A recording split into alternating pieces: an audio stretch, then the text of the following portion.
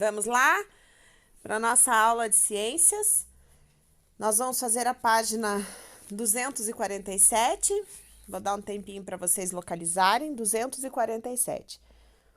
Nós vamos continuar vendo sobre as formas de moradia de alguns animais, insetos, tá? Então, vamos lá. Pequenos animais, grandes arquitetos. Pequenos animais como as formigas, as abelhas, os cupins, constroem abrigos onde vivem milhares e até milhões de indivíduos.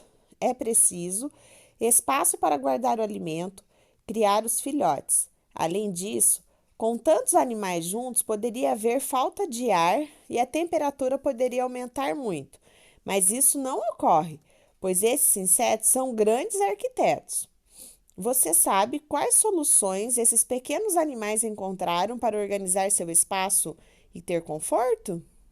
Veja o exemplo do formigueiro, um ninho subterrâneo escavado pelas formigas. Às vezes, por fora ela parece ser pequeno, mas por dentro se assemelha a uma cidade subterrânea, repleta de túneis e câmeras. As comidas de lixo, de ovos de rainha, tudo muito organizado. Veja a ilustração do interior de um formigueiro no solo e observe as partes em que ele organizadamente se divide. Então, olha aqui. Aqui nós temos o formigueiro pelo lado de dentro. E preste atenção que eles são numerados, ó. 1, 2, 3, 4, 5. E isso tem uma explicação. Aqui do lado, nós vamos ver a explicação, a correspondência que faz. O número 1, o que ele quer? O que é? É a câmara onde são criados os ovos e os filhotes das formigas, larvas e pupas. Então, aqui é onde são criados filhotes. Número 2, câmara onde são cultivados os fungos que servem de alimento para as formigas. Tá? Número 3, uma das entradas do ninho. Número 4, câmara onde fica a rainha colocando os ovos que darão origem às novas formigas.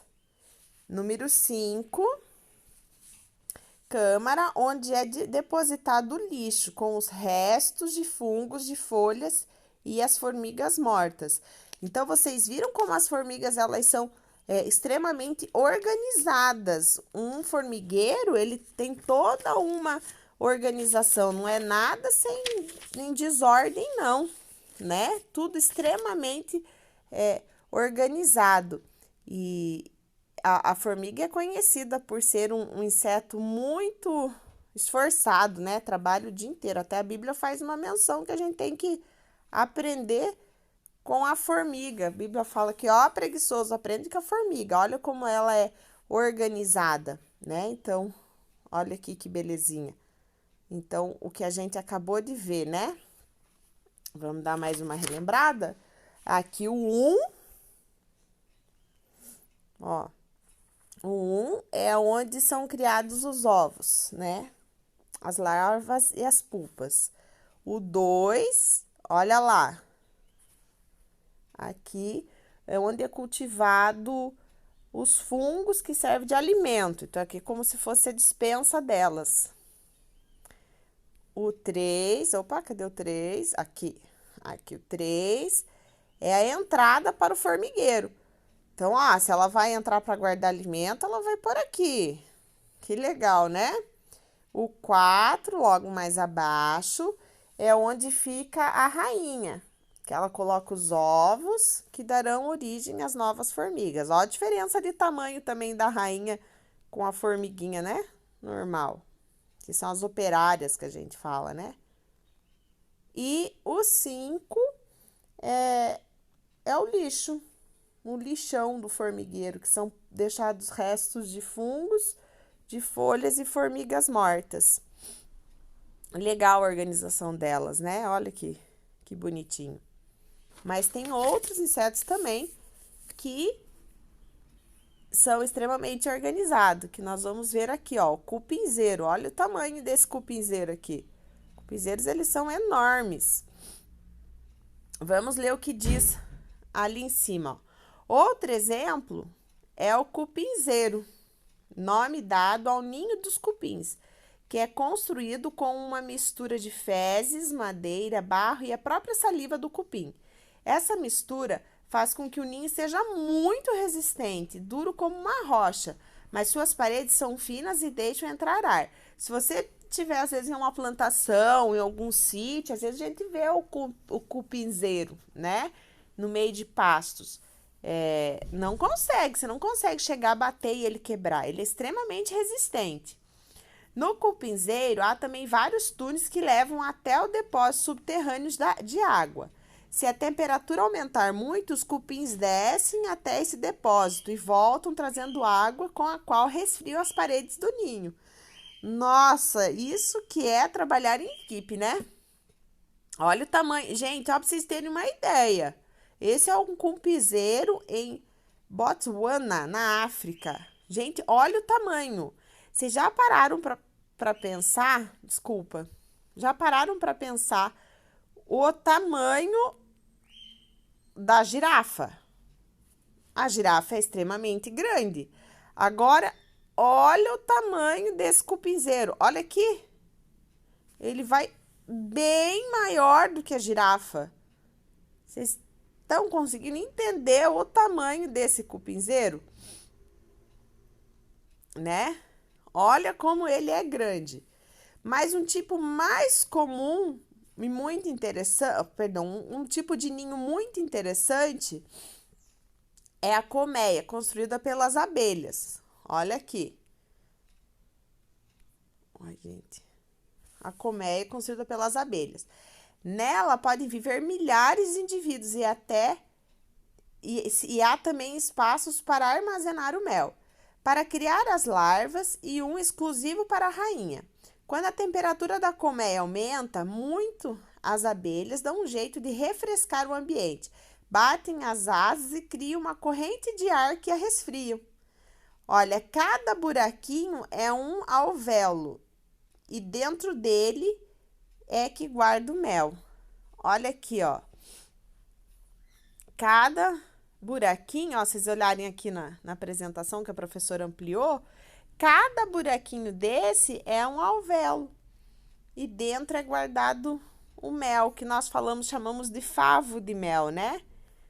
E esse que tem entre eles vira uma cerinha.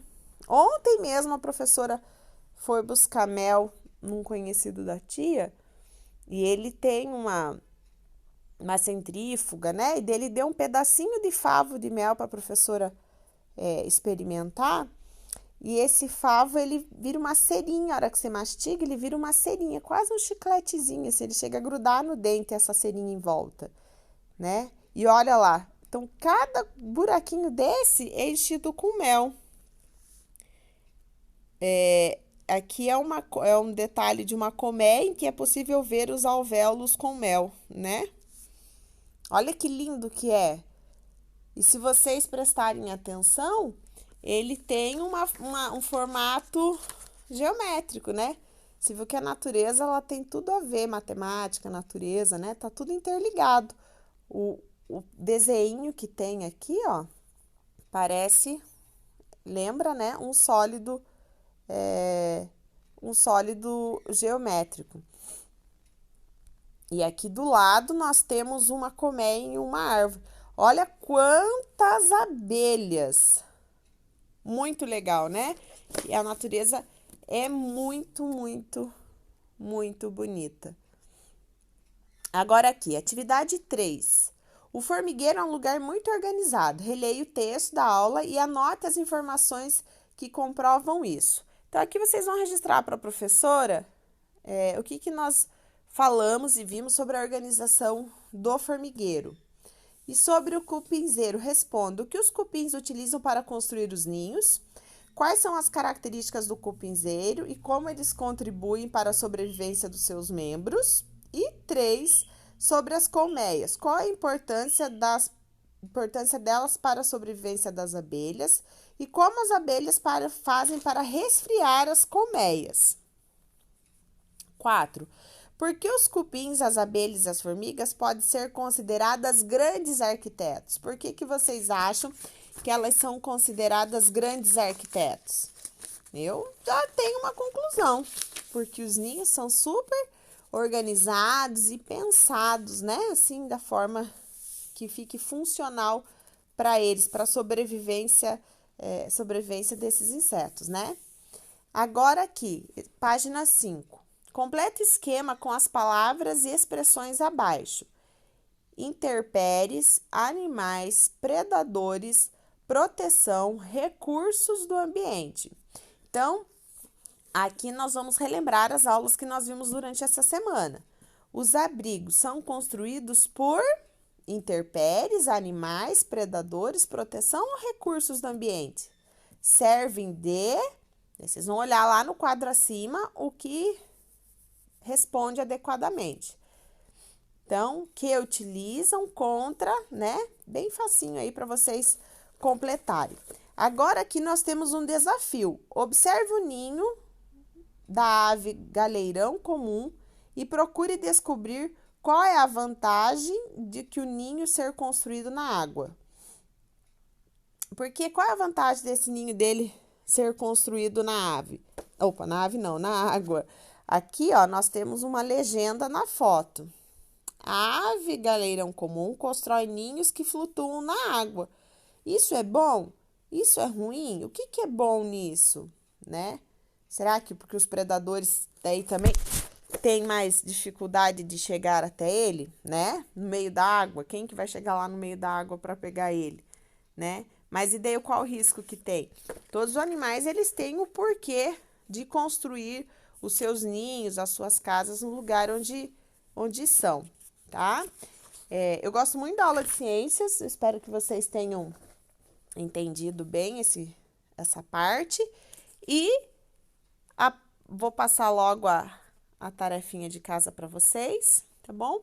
E depois nós vamos, na próxima semana, ver sobre os animais que se abrigam nas cidades, tá bom? Então, a aula de hoje é isso. Aqui, né? Pequenos animais, grandes arquitetos. Então, um grande abraço e boa aula para vocês. E a tia tá com muitas saudades. Beijo!